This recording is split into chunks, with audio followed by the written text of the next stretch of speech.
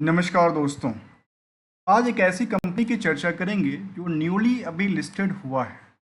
अब newly listed company में लेकर के ऐसा क्या आशा आंकड़ा हुआ जो लिस्टिंग के बाद मार्केट में इसकी कुछ लास्ट 2-3 ट्रेडिंग सेशन की बात करें, इसमें गिरावट का संकेत देखने को मिला। आखिर क्यों हुआ, कैसे हुआ, किस पर्पस पे हुआ, कहाँ पे प्रॉफिट बुकिंग चल रही है, या इस सतह की लगातार गिरावट का संकेत।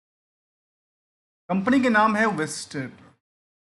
जो कंपनी कामकाज देखने को मिलती है तो कहती है कि ट्रांसपोर्टेशन मामले को लेकर के मल्टी ट्रांसपोर्टेशन का कामकाज है, चाहे रेलवेज को लेकर के हो या फॉरवर्डिंग को लेकर के, oceans and the air flight को लेकर के हो। कंपनी का नाम है वेस्टर्न कैरियर। अब ये कंपनी लिस्टेड हुआ रिसेंटली। लिस्टिंग की बात करें तो लिस्टिंग जब हुआ, थोड़ा सा डिटेल हम शेयर करते हैं आपके साथ कि हमने एक लेटेस्ट सीरीज स्टार्ट किया था, कितना कमाए कितनों का गवाए, आईपीओ सीरीज के अंदर। यहाँ लिस्टिंग होती है मार्केट की, से फंड चाहिए था 500 करोड़। अब जब 500 करोड़ की मार्केट में फंड चाहिए था इस कंपनी को, तो 72 रुपये के आसपास की आईपीओ प्राइस आई थी। और लिस्टिंग जब हुआ तो लिस्टिंग लॉस हो गई। लिस्टिंग लॉस हुआ नियरली 1 के आसपास। और करंट सिचुएशन में भी लिस्टिंग प्राइस से मार्केट की सिचुएशन अभी भी गिरी हुई है। तो आखिर क्या लगता है कि आगे लगातार इसमें गिरावट का संकेत कहता है, या इनकी फंडामेंटल कुछ और आंकड़ा से हमारे सामने दिखता है। जहाँ ट्रेंडिंग व्यू का हम ईयर ऑन ईयर बेसिस का डेटा देखें, हमारे सामने दिखती है कि इनकी एनुअल और एनुअली डेटा जो है लगातार ग्रो कर रहे हैं। सामने निकल के आया कि इनके पास रेवेन्यू लगातार ग्रो करती है, और इसका आंकड़ा ये भी देते हैं कि इससे लेकर के इस आंकड़ा में करीब 3% के आसपास उछाल थी, और इबिटा के अंदर 20% की उछाल। लेकिन फिर मार्केट को क्या लग रहा है कि मार्केट गिरावट क्यों, जहाँ पे फिलहाल मार्केट में करंट प्राइस ये कहता है 1500 करोड़ का मार्केट कैप हुआ है, और कंपनी में निवेशक भी अच्छे खासे हैं, और अर्निंग पर शेयर भी 10 रुपये कहता है, अर्थात 5 रुपये की बजाय नॉर्मल नॉमिनल नोट है, सिक्का है, वो 10 रुपये की अर्निंग करता है, जिसके प्रति मार्केट में फिलहाल 19x का भीड़ कहता है। जबकि इनकी बाकी कंपनियों में, जो कि इसी सेक्टर की कंपनियां हैं, जो कि कार्गो लॉजिस्टिक्स में डील करती है, मल्टी और फोकस करती है, मल्टी मॉडल लॉजिस्टिक्स के अंदर कामकाज करती है, उनका 30 का आंकड़ा कहता है। तो यह आंकड़ा अभी यहाँ से कितना करीब करीब कह सकते हैं, जो यहाँ से कम हुआ है, और वो आंकड़ा कहते 30 से 40% में मान लूँ, यहाँ से 40% मानता हूँ, और 40% के आंकड़ा के हिसाब से यदि मार्केट उछाल चढ़ती है, शायद ये कहाँ पे जाना चाहिए, ये 200 से ऊपर होना चाहिए था। लेकिन नहीं, मार्केट ने अभी इसको क्या कर रहा है, प्रॉफिट बुकिंग का प्रेशर देखने, जहाँ पे कंपनी ये भी कहती है कि आरओसी और आरओई भी हमारा 20% से ऊपर है, तो अर्थात उसको एक अच्छी ग्रोथ वाली कंपनी मानी जाती है, जहाँ प्रमोटर की 71% से ज़्यादा की होल्डिंग है। डेट टू इक्विटी 0.68 का, और करंट रेशियो का आंकड़ा क्या 9:1 का। इन सभी हाईलाइटेड आंकड़ों की तरफ हमारे पास एक ही चीज़ पे हम चर्चा करेंगे, जिसका नाम है रिस्क टू रिकंसलेशन। और वो कहाँ से करेंगे, एक टेस्ट करेंगे जिसका नाम है F2T2 टेस्ट करेंगे। इसको लेकर के ये फंडामेंटल से लेकर टेक्निकल ट्रेंड की जो बातें कहती है, उसके अकॉर्डिंग हम समझने का प्रयास करेंगे। ट्रेंडिंग व्यू इसका ये देखने को मिलता है कंपनी का, यहाँ पे फिलहाल कोई डेटा वैसे सामने तो नहीं है, लेकिन यहाँ पे कुछ ना कुछ डेटा शामिल होगा, और वो डेटा की बात करें। अब यहाँ पे डेटा कंपनी शामिल करता है कि इनके पास जो सेल्स का आंकड़ा था, वो दिन ब दिन कहते हैं कि हमारे पास एक 1600 करोड़ के आसपास का टच करती नजर आई है, 20 से लेकर के 24 के। मतलब यहाँ से यहाँ तक कंपनी में करीब करीब 60% से ज़्यादा की उछाल करती है लास्ट कितने सालों में, 4 साल। तो प्रॉफिट का आंकड़ा भी कुछ कहता होगा। प्रॉफिट का आंकड़ा तरफ देखा जाए साल दर साल, जो 37 करोड़ का आंकड़ा था, वो बढ़ के हो जाती है 80 करोड़, और ये अभी सबसे ज़्यादा हायर टू हायर प्रॉफिट नजर आ रही है। मतलब यहाँ पे फंडामेंटल उसको कहते हैं कि नहीं नहीं, यहाँ पे फिलहाल ठीक है। जब हम बैलेंस शीट की फिगर की तरफ समझें, इसमें क्या निकल के आती है, कंपनी की तरफ ये निकल के आती है तो कंपनी के पास बोरोइंग्स काफ़ी ज़्यादा नहीं था, उन्होंने अपनी बोरोइंग्स को लगातार क्या किया है, रिड्यूस किया है। जब रिड्यूस करती है तो वो एक अच्छी ग्रोथ मानी जाती है। आखिर उसका दूसरा इफेक्ट की तरफ देखा जाए तो वो कहता है इनके पास जो मार्केट में इन्वेस्टमेंट को लेकर के, नेट ब्लॉक को लेकर, तो कंपनी में कोई ऐसा एसेट्स कितने का 105 करोड़ के आसपास एसेट्स की बात करती है। निवेशक निवेशक की बात करीब 4 करोड़ के आसपास कहता है, और लोन की बात उन्होंने 43 करोड़ लोन भी दे रखा है। और लोन देने के बाद की बात करें सर, करंट एसेट्स की आंकड़ा है वो कहता है कितने का, 619 करोड़। और यहाँ पे कुछ चीज़ों को और समझने वाली बात है, जब वहाँ पे बैलेंस शीट नहीं निकल पाएगा, हम यहाँ पे उन फिगरों को समझने के प्रयास करें जो 80 करोड़ के आंकड़ा से यदि ये कहता है कि हमने अच्छी काम किया, तो आखिर इनके पास रिस्क भी कुछ है। यहाँ पे देखिए, मैं एक चीज़ पे हाईलाइट हमेशा करता हूँ, भले ही आपने दूसरे का पैसा रखा है, वो तो आपके क्लेम करेगा, वो आईबीसी में जाए या कहीं भी जाए।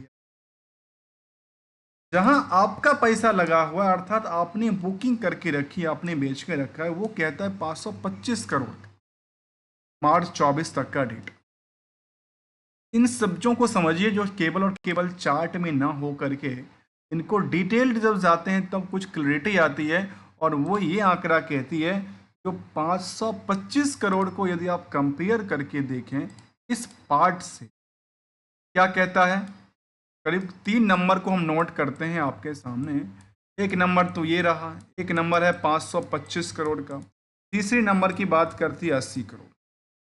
इन तीनों नंबर को आपस में एक बार कंपेयर करके देखिए, तो आखिर सेल्स के बेसिस पे मार्केट में डेटर्स कितने, डेटर्स के पीछे रिस्क कितना बनता है, और प्रॉफिट के आंकड़ा से कितना प्रॉफिट हमने बुक किया, इसके आंकड़ा से डेटर्स क्या। और इतना ही नहीं, तो इनको ये भी देखना चाहिए कि क्या नेट प्रॉफिट मार्जिन कितना, और यदि इन 525 करोड़ में कुछ ना कुछ दिक्कत आती है तो फिर इनमें इनके ऊपर क्या इम्पैक्ट पड़ सकता है। इसके प्रति सबसे पहले हमारे नज़र में आती है भाई इसका कितने दिन का रिस्क कहता है। अब न्यूली कंपनी मार्केट में लिस्टेड हो रही है, मार्केट की एक नई पहचान बन रही है, नई आयाम तक पहुंचने के लिए कामकाज करती है, जो कि कर सकते हैं कि 500 करोड़ का मार्केट से पैसा निकाला है पॉकेट से। 114 दिन का आंकड़ा कहता है, अर्थात यहाँ पे काफ़ी ज़्यादा रिस्क कहता है। और क्या कंपनी के पास कोई वैल्यूबल क्लाइंट है जो इसके लिए, इसको ये देखा जा सकता है कि कंपनी के पास वैल्यूबल क्लाइंट है, तो शायद हो सकता है इनमें ज़्यादा गिरावट ना हो, पैसा इनको दे दे कुछ अच्छी क्लाइंट हो तो यहाँ पे कंपनी की तरफ वेबसाइट पे देखने को मिलता है इनके पास कस्टमर बेस की उन्होंने बात किया है, जो कहती है हमारे पास वेल्को, वेदांताज जैसे कंपनी शामिल है, साइंडोड, टाटास। अब ये जैसे JBL जैसे JSL की बात करती है। मुझे एक बात पे थोड़ा सा और ध्यान रखना जरूरी है, किसी भी कंपनी, कोई भी कंपनी हो, छोटी हो बड़ी हो, नया हो पुराने हो, आखिर ये निवेशक इनका जो को सर्विस उन्होंने दिया है, फिर इतना डिले क्यों होता है।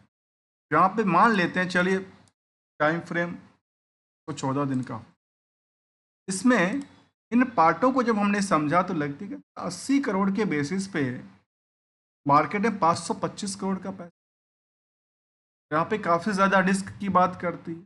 और निवेशक यहाँ पे करीब करीब 1,20,000 के आसपास अलॉटमेंट के टाइम पे थे।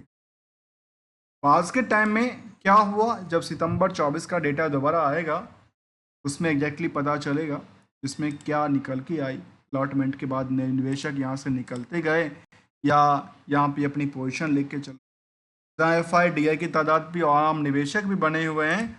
और यहाँ पे वॉल्यूम का खेल यदि देखा जाए तो वॉल्यूम ट्रेंड ये कहता है कि यहाँ तक मार्केट में वॉल्यूम बड़ी तगड़ी आई थी, फिर मार्केट में लोग बेचने के लिए इसको तैयार नहीं है, अर्थात जिनके पोर्टफोलियो में है वो इंटरेस्टेड नहीं है फिलहाल खरीदने और बेचने को, कुछ पार्ट को छोड़ दिया जाए तो हमेशा ही मार्केट को डीप पे ले जाने की प्रयास था, फिर वहाँ से उछलने के प्रयास करती नजर आती है। लगता है कि यहाँ पे कुछ बॉटम बनाने का प्रयास किया, अब उस बॉटम बनाने के बाद मार्केट को कुछ दोबारा सस्टेनेबिलिटी की तरफ ले जाने का प्रयास हुआ। तो क्या ईयर एंड बेसिस का ग्रोथ लेवल क्या कहती है? सेल्स तो लगातार साल दर साल बढ़ी है, प्रॉफिट भी बढ़ी है, स्टॉक का सीजीआर की कोई बात नहीं करती फिलहाल, ये 1 साल से पुराना डेटा नहीं है। रिसेंटली लिस्टिंग की बात, और लिस्टिंग की बात करें तो शायद लिस्टिंग इसका कंपनी का हुआ था नियरली इसी महीने की बात होगी, और लिस्टिंग हुआ था इसका कब? 24/9 को लिस्टिंग हुआ था। अभी इसका लिस्टिंग की बात निकल के आई। वो सेंटिमेंटल की तरफ चलते हैं। सेंटिमेंटल के बारे में कहते हैं कि बोर्ड मीटिंग को लेकर के 3 अक्टूबर का अपडेट निकल के आया। क्लोजर ऑफ ट्रेडिंग विंडो की बात करती हैं हमेशा।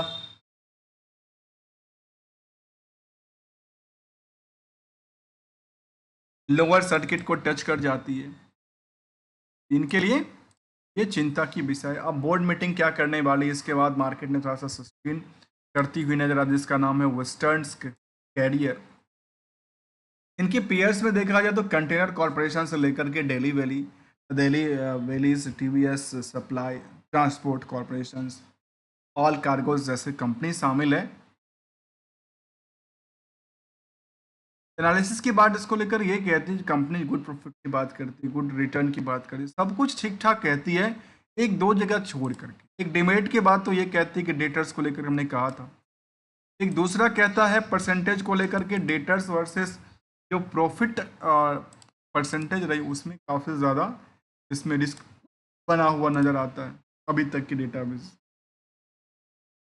इस कंपनी के लिए हमने ये समझने का प्रयास किया जो कि कामकाज मल्टी करती करते हैं, सिंगल विंडो लॉजिस्टिक्स है, मल्टी मॉडल ट्रांसपोर्टेशन का काम है, रेल ट्रांसपोर्ट का काम है, रूट ट्रांसपोर्ट का काम, कार्गो हैंडलिंग सर्विसेज का काम, कस्टम्स हाउस एजेंसीज का काम, oceans and the air flight के लेकर कंपनी काम की, वेयर हाउस, और वेयर हाउस भी शायद बना रखा है, और ये सब डेटा इनके सामने निकल के आता है।